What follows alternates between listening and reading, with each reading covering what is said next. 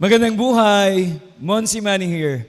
Welcome back sa Buhay Kristiyano, episode 13. Jesus Way, katapatan sa katotohanan. Evil Way, kasinungalingan. Tayong mga Pilipino, meron tayong matandang salita, hindi ko alam kung ito ay ginagamit pa, na sinasabing nagbubulid ng buhangin. Ang ibig sabihin nito ay nagsisinungaling. Sino sa atin ang sinungaling? Alam nyo, marami sa atin binabaliwala ang kasalanan ito.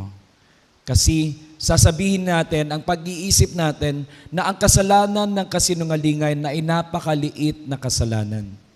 At para sa atin, hindi ito kasing bigat ng huwag kang papatay, huwag kang makikiapid, at kung ano pang mga utos na nandun sa Ten Commandments.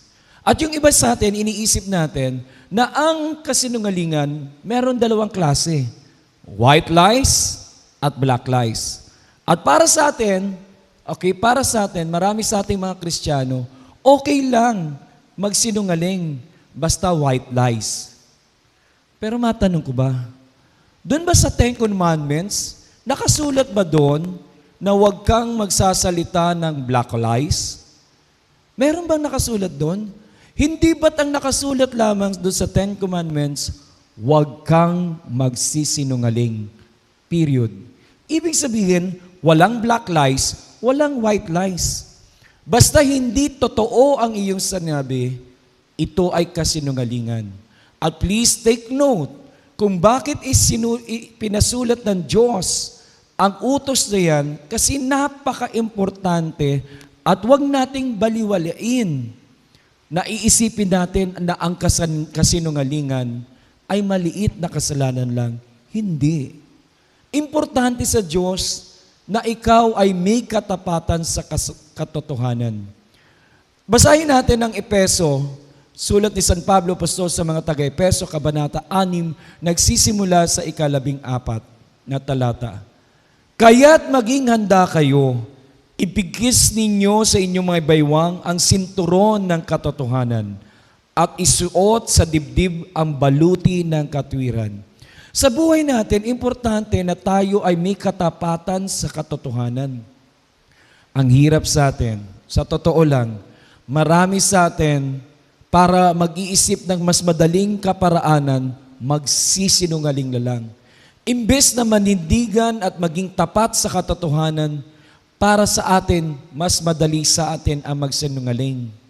Hindi natin naiisip na ang bawat kasinungalingan na ginagawa natin ay ito isang malaking kalabagan o isang malaking kasalanan sa paningin ng Diyos. Bakit? Kasi ang gusto sa atin ng Diyos, ay manindigan tayo sa katotohanan. Ang gusto sa atin ng ating Panginoon, maging tapat tayo. Kaya nga sinabi ng ating Panginoong Jesucristo, seek the truth, and the truth will set you free. Ang katotohanan ang siyang magpapalaya sa atin. Pero ang problema nga, mas gusto natin magkaroon ng kasinungalingan kesa sa katapatan sa katotohanan. Sinabi sa Lumang Tipan, sa aklat ng Exodo, Kabanata 20, nagsisimula sa 16 na talata, huwag kang sasaksi ng walang katotohanan laban sa iyong kapwa. Alam nyo, sa totoo lang, sa mga panahon natin, ang daming mga bulaang saksi. Maraming tao ang mababayaran at willing magsinungaling para maging bulaang saksi. Nung panahon ni Kristo, nung hinarap si Kristo sa Sanhedrin, nagbayad din ang Sanhedrin ng mga taong mga bulaang saksi. And even up to now, maraming pumapatay ng dangal ng tao sa pamagitan ng ating mga dila. Na tayo ay mga nagsisinungaling para ipahamak ang ating kapwa. Kaibigan, tandaan mo, isang napakalaking kasalanan sa Diyos, kaya nga ipinasulit yan sa Ten Commandments na huwag tayong magsisinungaling At huwag tayong sasaksi ng hindi makatotohanan laban sa ating kapwa. Kasi ang hinahangad sa atin ng Diyos ay maging tapat tayo sa katotohanan. Pansinin niyo ang ating Panginoong Kristo. Nung iniharap sa Kanya ang mga bulaang saksi, nanindigan siya hanggang sa Kanyang kamatayan para mapanindigan niya ang katotohanan kung sino siya. Na siya ang Mesiyas, siya ang tagapagligtas at kailangan niyang gawin ang bagay na yon na mamatay sa ibabaw ng krus para maging tapat siya sa katotohanan. Kaibigan, Kristiyano tayo. At bilang Kristiyano, inaasahan sa atin ng Diyos na tayo ay nananindigan sa katotohanan at hindi tayo nagsisinungaling. Sabihin na natin, mas mahirap manindigan sa katotohanan kaysa mas madali ang magsinungaling. Pero isipin mo ito, pagdating ng tamang panahon, ang bawat kasinungalingan na sinasambit mo, pananagutan mo yan sa pagharap mo sa hukuman ng Diyos. Gusto mo pa bang bilangan ka ng Diyos sa dami ng kasinungalingan na iyong ipinapahayag? O iisipin mo, di bali na magalit sa iyong kapwa-tao? Mapanindigan mo lamang kung ano ang katotohanan. Ano ba ang values mo sa buhay? Maging tapat kung ano ang totoo? O mabayaran ka dahil para ikaw ay magsinungaling? Kagaya sa ating mga leaders ng bansa natin, marami sa kanila ang hindi nagiging tapat na sa katotohanan. At marami sa kanila ang nagiging sinungaling na sa kanilang paglilingkod. Kung meron mang kinaiinisan ng ating Panginoong Kristo noong panahon niya, kaya niya binabatikos ang mga leaders ng kanyang bansa.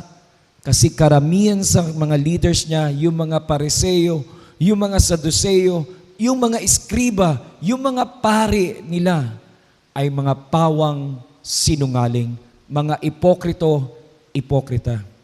Mawawalan ng saysay sa paningin ng Diyos o sa harapan ng Diyos ang iyong paglilingkod kung ito ay kasinungalingan. So kaibigan, sa araw na ito, hinihikayat ka ng Diyos, iwaksi mo na ang kasinungalingan. Maging tapat ka sa katotohanan. Panindigan mo ang katotohanan. Di bali nang may magalit sa iyong tao, wag lang ang Diyos ang magalit sa iyo. Sana mas piliin natin ang katotohanan at ang katotohanan ang siyang magpapalaya sa atin. Huwag nating piliin ang kasinungalingan sapagkat pag tayo ay patuloy na nabuhay sa kasinungalingan, pagdating ng tamang panahon na humarap tayo sa Diyos, mabubulid ang ating kaluluwa sa walang hanggang kaparusahan. Kaibigan, halika. Kung natatakot ka magsalita ng katotohanan, halika, ipagdasal natin yan. Kesa magkaroon tayo ng pagkakasala sa pamagitan ng pagsisinungaling o pagbubulid ng buhangin, ipagdasal natin na tayo ay magkaroon ng lakas ng loob, harapin ang katotohanan sa ating buhay. Yuko natin ang ating mga ulot, manalangin tayo sa Kanya. Panginoon, ang ganda ng mensahe mo sa amin. Marami sa aming mga tao ang hinahangad ay magsinungaling para makalaya lamang at hindi maipit sa mga bawat sitwasyon ng buhay. Marami sa amin mas madali para sa kanila ang magsinungaling kaysa ipaglaban ng katotohanan. Kaya sa buong buhay namin, hindi kami nagiging tapat. Sa buhay namin, nagkakaroon ng kaguluhan dahil nabubuhay kami sa kasinungalingan.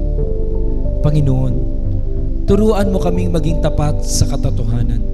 Sapagat ang katotohanan, pag ito ay sinaliksik namin, ito lamang ang tamang paraan para magkaroon kami ng kalayaan. Palayain mo kami sa pagbubulid ng buhangin o sa pagsisinungaling. Turuan mo kaming manindigan ng totoo at tapat. Sapagat sa paninindigan namin ng katotohanan, kung ano ang kalooban mo, ito nawa ang maganap. At ito nawa ang aming paniwalaan at tindigan sa aming buhay.